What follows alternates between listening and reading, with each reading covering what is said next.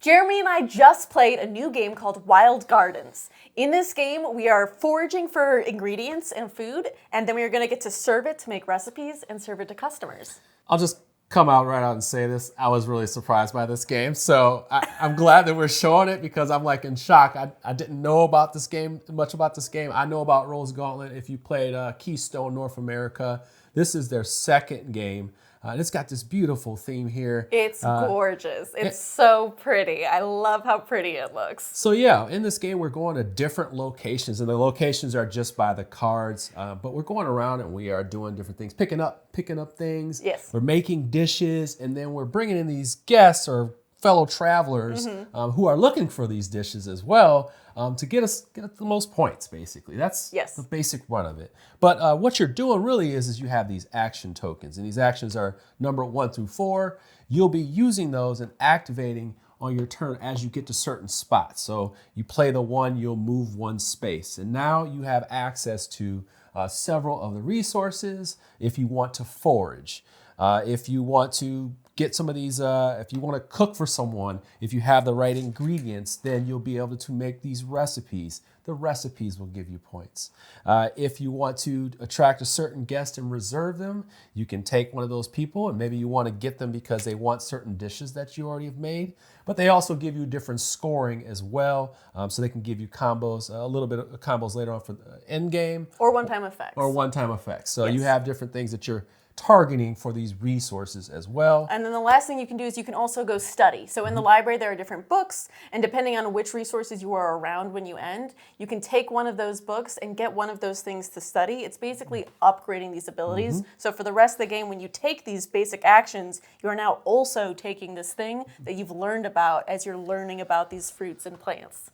So let's be clear here. I know what you're looking at.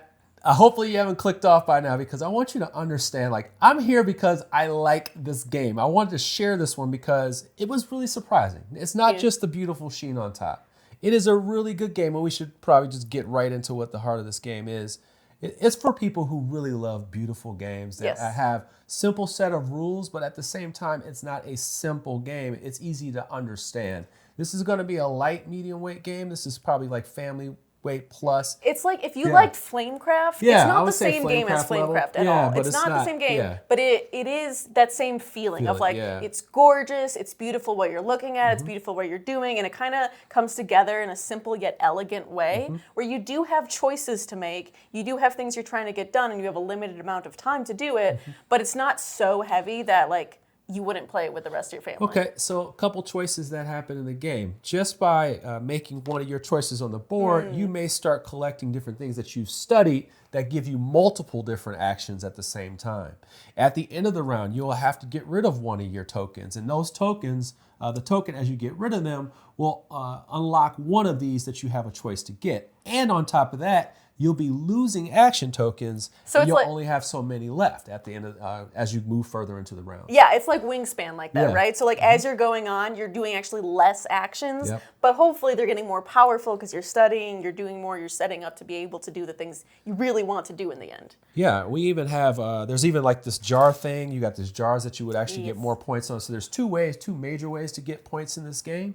You have a jar action that can actually skips pretty far once you start going through it. And then you have the points that you earn from turning in recipes and also fulfilling what these people want. It's got a lot more going on than meets the eye. I always, when games are really cute like this, are really pretty, people kind of like gloss over them. And I wanted to make sure you understand that this is definitely it keeps your interest throughout it. But I do want to say, you can't just not say how gorgeous it is, though. Because like we're like three-quarters of the way through the game, and I'm like, oh my God, mushroom ravioli. How did they make it look so appealing? I don't like cooking. I hate cooking. But I feel like I want to learn cooking, seeing all these pictures, and look at this Mips and Mims. Look at Pip. I mean, there are some really pretty art. And also some interesting dishes that you're looking at. And the artwork really sells me on the dishes to the point where I'm like, I've never tried that before. Thematically speaking, I think right there, that's going to be a turnoff for some people. I understand that. For me, thematically, and I'll even just trickle back in, like the people of color diversity in this game,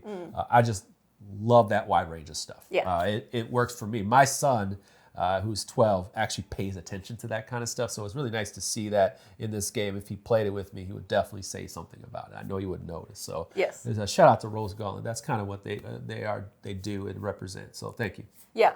I would also say, though, if you don't like what we end up doing, so really in the end, for some people, it's going to boil down to, so I'm moving, collecting stuff, and then order fulfillment. If you feel like that's not really going to spark joy for you enough, I think that those are going to be the main detractors for this game. They're going to be the people who are like, what am I really doing? I'm really doing the same thing over and over again.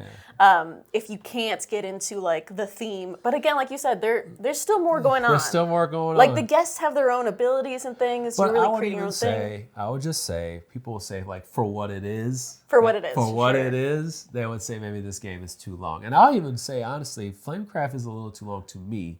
So this is kind of in the same vein. This has got more going on to me. Yes. But at the same time, I would say someone else would sit here and say, it kind of overstays its welcome for what it is. It is, yeah. I mean, but I'm being very critical after one play, although I think the flow would go faster. Yeah. It wasn't too long for me, I'll say that. But I could see someone sitting down and saying, like, it's a little bit long for what you're doing. I liked that about that because I gave it just a little bit more weight, which is put it into my, like, green zone of, like, I'll play this over and over again.